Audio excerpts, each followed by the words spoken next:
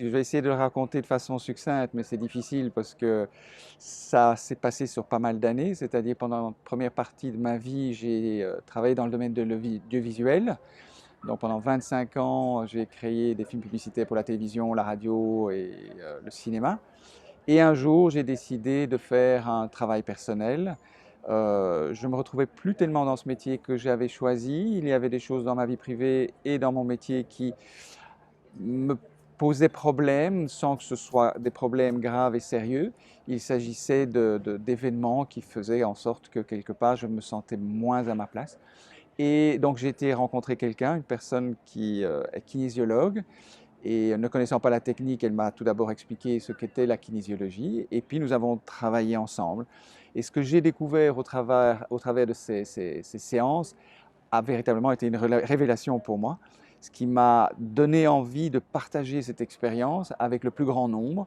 C'est une expérience qui m'a fort secoué, qui m'a permis de prendre un virage dans ma vie, à tel point que j'ai décidé d'arrêter mon ancien métier pour m'orienter vers une autre profession qui est celle de l'accompagnement sur un plan émotionnel. Donc j'ai suivi des études à plus de 40 ans de kinésiologie, de psychologie, de communication, de façon à avoir une boîte d'outils la plus complète possible pour accompagner au mieux des personnes en souffrance.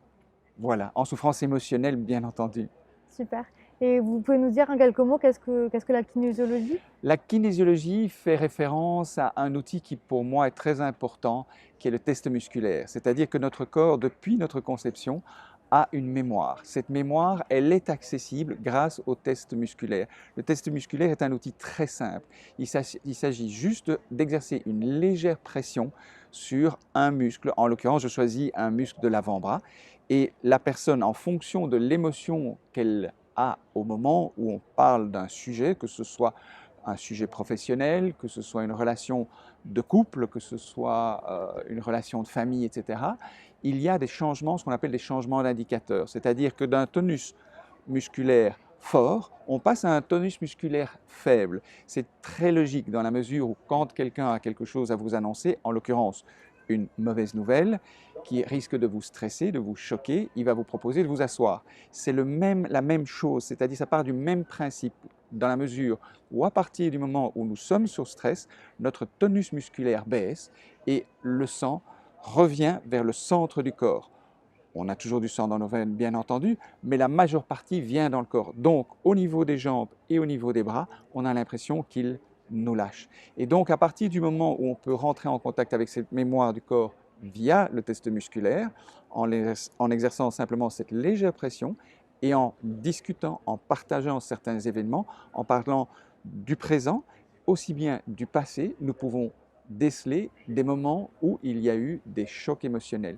Ces chocs émotionnels, ce n'est pas juste le but de les trouver ou de trouver des dates, c'est savoir qu'est-ce qui détermine ou qu'est-ce qui a déterminé la personne à mettre certaines choses en place qui étaient d'actualité au moment où elle l'a vécu, mais qui ne le sont plus aujourd'hui et qui risquent de véritablement entraver son épanouissement aujourd'hui. Voilà.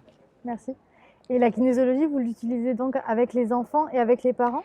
Je travaille aussi bien avec les enfants, je commence à partir de l'âge de 5 ans, parce qu'il y a aussi bien la kinésiologie et le test musculaire, mais il y a aussi l'aspect discussion, dialogue avec la personne qui est important. Donc j'estime, c'est plus facile à prendre des enfants à partir de 5 ans dans la mesure où il est possible d'établir un dialogue, d'établir un partage, de pouvoir exprimer verbalement aussi bien que de l'exprimer au travers du corps. Et quel est votre regard par rapport à l'accompagnement des parents et des enfants? C'est quelque chose d'extrêmement difficile. Je pense que les maladresses se commettent et c'est pour ça que j'ai finalement écrit un livre sur les maladresses parentales, parce qu'il n'y a pas véritablement d'école des parents. Et quelque part, on apprend finalement sur le tas, comme quand on se marie, on apprend la relation avec l'autre sur le tas, et parfois c'est facile, parfois c'est difficile. Il y a moyen d'éviter un certain nombre de pièges. C'est la même chose dans l'éducation et l'accompagnement des enfants, parce que quelque part, il y a pour moi deux aspects importants. C'est le travail que nous devons faire nous-mêmes et le travail que nous faisons d'accompagnement avec les enfants. Nous avons tous subi des maladresses parentales, qu'elles soient verbales, qu'elles soient physiques ou qu'elles soient simplement des pensées ou des ressentis que nous avons eus qui n'ont pas été verbalisés par nos parents. Mon père n'a pas eu confiance en moi, des choses comme cela. Et donc, quelque part, ça n'a pas été exprimé. Et quand je rencontre les parents d'enfants qui me sont confiés, les parents disent, mais je n'en ai pas parlé. Je sais que nous le pensons, mon épouse et moi-même, mais on n'en a jamais parlé. Mais quand je rencontre l'enfant, l'enfant dit, je sais très bien que papa n'a pas confiance en moi. Et donc, il y a le verbal, il y a le non-verbal. Et donc, au travers de cet accompagnement, on travaille tant sur l'enfant qu'il m'est donné parfois l'occasion de travailler avec le parent. Et si je peux travailler avec les deux, les progrès et les avancées sont extraordinaires. Et quelque part, il y a certaines choses à comprendre qui ne sont pas toujours innées et intuitives et qui sont importantes dans la mesure où notre épanouissement et celui de l'enfant peut se faire à partir d'une prise de conscience et souvent d'un travail personnel qui va mettre le doigt sur certaines blessures que nous avons eues et les modes de survie et mécanismes compensatoires que nous allons mettre en place et qui étaient bien à cette époque-là, mais qui ne le sont plus maintenant. Comme exemple, par exemple, on prendra la blessure de l'abandon. Un ressenti d'abandon chez un enfant risque de créer chez lui une dépendance affective. Donc une dépendance affective, il va s'accrocher à la personne qu'il aime. Il va avoir tellement peur de la perte qu'il va s'accrocher à elle. Et le fait de s'accrocher à elle peut générer chez l'autre une envie de reculer. Et donc que l'enfant revive ce sentiment d'abandon alors qu'il y a l'amour, mais que son besoin presque de fusion est tel que ça dérange l'autre. Et donc à partir du moment où cette personne grandit et qu'au niveau de ses relations amoureuses, elle applique le même système de dépendance affective, elle va rencontrer progressivement des échecs et peut-être de façon récurrente, jusqu'au jour où on peut en parler et qu'elle puisse comprendre qu'elle n'a pas été abandonnée et que son comportement, ou qu'elle s'est sentie abandonnée, mais que finalement, il y a une différence entre se sentir abandonné et être véritablement abandonné. Et puis, il y a tout un travail d'accompagnement qui se fait dans ce sens-là. Et puis après ça, je demande à la personne de mettre en place autre chose. Donc une confiance, et c'est de se dire, je ne dois pas être abandonné, je ne serai pas abandonné. Mais bon, c'est plus long que ça, on peut en parler des heures. Super. Et donc, c'est de défaire des schémas pour en reconstruire des nouveaux. Voilà, c'est surtout défaire des mauvais schémas, des vieux schémas, pour en créer des nouveaux, qui sont beaucoup plus proches que nous. Il y a un exemple pour moi qui est extrêmement important, c'est l'exemple d'un enfant qui commence à avancer, qui rampe au sol, qui a quelques mois ou qui approche de sa première année. Sa maman va à la cuisine. Une fois qu'elle est à la cuisine, elle travaille, elle n'est plus dans la même pièce. L'enfant est interpellé par quelque chose qui rampe sur le sol, en l'occurrence une araignée. Il va se diriger très naturellement vers elle, en toute confiance. Et au moment où la maman rentre dans la pièce et qu'elle voit l'araignée et l'enfant qui s'approche, elle va hurler. L'enfant va enregistrer un danger par rapport à quelque chose qu'il a vu. Et automatiquement, il aura peur de cette araignée. Et donc, c'est un sujet ou c'est un exemple simple, mais ça se reproduit toute la journée, je veux dire toute la journée, toute la vie d'un enfant, c'est ne fais pas ceci parce que c'est dangereux, fais attention, non, si tu veux devenir artiste, tu ne gagneras pas ta vie. Ce sont des croyances héritées des parents qui eux-mêmes l'ont hérité de leurs propres parents, etc. Et à un moment donné, ça enlève toute liberté à l'enfant de s'épanouir comme il le souhaiterait. Et c'est ça qui constitue aussi mon travail, c'est de véritablement permettre à chacun qui vient de devenir lui-même et d'aller jusqu'où il a envie d'aller et jusqu'où il avait envie d'aller, mais qu'il a été freiné, que ce soit par les parents, que ce soit par le milieu dans lequel il vit, que ce soit par les croyances religieuses, etc. C'est dire, il faut un jour mettre tout cela de côté et trouver ou retrouver ta propre identité. Qu'est-ce qui te parle? Qu'est-ce qui te touche? Quelles sont les couleurs, les goûts que tu aimes? Quelles sont les valeurs que tu veux défendre, etc. Et donc, tout ça permet de revenir à soi et de finalement être soi. Super. Voilà. Et est-ce qu'on peut éviter justement des maladresses ou... C'est très difficile d'éviter des maladresses parce que nous avons tous nos propres blessures, nos propres cicatrices, nous avons tous nos propres modes de survie et malheureusement, on risque très fort de les transmettre à ses enfants. Alors, je dirais que pour bien accompagner un enfant, il est essentiel de faire un travail. Des personnes que je rencontre me disent « mais oui, mais j'ai lu énormément de livres sur la question et j'ai compris, etc. » Lire est une très bonne chose, c'est un point très très important, mais c'est un point de départ.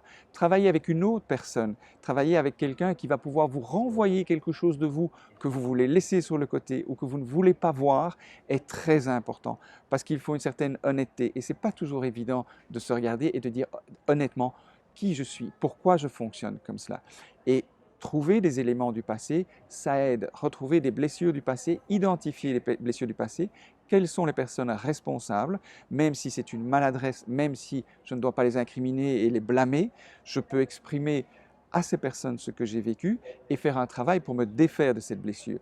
Les cicatrices, nous allons toujours les garder. Mais ce qu'il est important et ce que je veux faire avec les personnes que j'accompagne, c'est enlever l'infection qui est liée à ces blessures.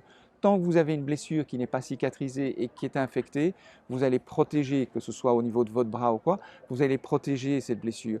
Vous ne voudrez pas que les personnes vous approchent, qu'elles vous touchent, etc., etc. Tandis qu'une fois qu'elle est cicatrisée, que la plaie est pansée, P-A-N-S-E-R, eh bien, à ce moment-là, vous acceptez que quelqu'un revienne et vous touche. Et vous pouvez véritablement profiter de l'autre. Et donc, c'est important pour moi d'enlever avec l'aide de la personne. Parce que le plus gros du travail, ce sera la personne qui devra le faire. Dans la mesure, à partir du moment où elle comprend ce qui est arrivé, où, quand et avec qui, quel est le mode de survie qu'elle a mis en place, là, il lui est possible de prendre une décision. Quelle sera sa décision? Comment décidera-t-elle de fonctionner? Qu'est-ce qu'elle mettra en avant? Qu'est-ce qu'elle essaiera de développer? Ça lui appartient. Voilà. Super, merci. Je vous en prie. Et justement, c'est ce que vous avez raconté hier au sein de la conférence que vous avez faite au sein du Festival pour l'école de la vie. Pour vous, c'est important justement de ce genre de festival qui fait rencontrer des parents, des enseignants, des enfants. Je pense que c'est extrêmement important. Je félicite les organisateurs de cette initiative.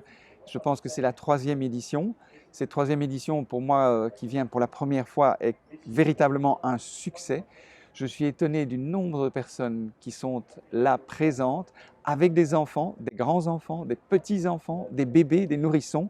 Et tout le monde participe à cet événement d'une façon ou d'une autre. Et je pense que c'est extrêmement important. Comme je le disais tout à l'heure, je n'ai pas le sentiment qu'il y ait véritablement des écoles, qu'on soit éduqué, que ce soit à l'école ou en dehors de l'école, dans le sens de l'accompagnement d'enfants, dans le sens de devenir adulte, etc. Donc, quelque part, cette initiative comble un trou pour moi qui est béant. Et je veux dire, c'est de là que vient finalement, je pense, ce succès qui est incroyable de cet événement, de ce festival, qui permet aux parents de trouver des repères, de voir différentes techniques qui sont proposées, d'avoir différentes versions de choses qui peuvent être faites pour les enfants. Je trouve ça extraordinaire. Je félicite les organisateurs. Ben, merci. Voilà. Et j'ai une dernière question. Alors, le film va s'appeler L'école de la vie, une génération pour tout changer. Pour vous, c'est quoi l'école de la vie, si vous aviez une définition à donner? L'école de la vie, pour moi, c'est être capable de se regarder et de se regarder au-delà du miroir. Et je pense qu'à partir du moment où on se regarde au-delà du miroir, on arrive en contact avec l'âme. L'âme, c'est notre personnalité profonde.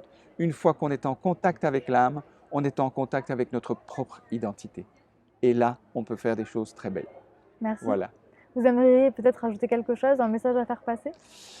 Je pense que dans ce que j'ai dit, je ne vais pas dire que tout est dit parce que je pourrais encore exprimer beaucoup de choses, mais je pense que il est important pour chacun de pouvoir regarder au-delà de ce miroir et de se remettre en question. Il y a beaucoup de personnes qui ont peur de se remettre en question. Ils ont peur d'aller chercher dans le passé. Il y a des personnes qui me disent non, je ne veux pas aller chercher. Mais malheureusement, beaucoup de choses que nous vivons viennent du passé.